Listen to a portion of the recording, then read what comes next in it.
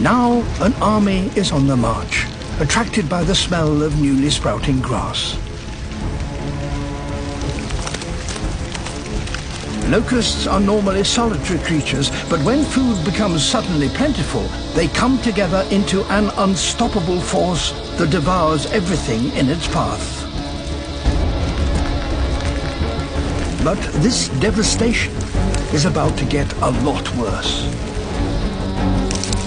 The locusts now transform into winged adults.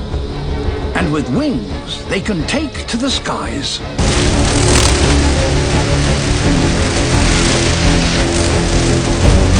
Once airborne, the locusts can travel over 60 miles a day in their search for new feeding grounds. A super swarm of this scale may only appear once in a decade. This one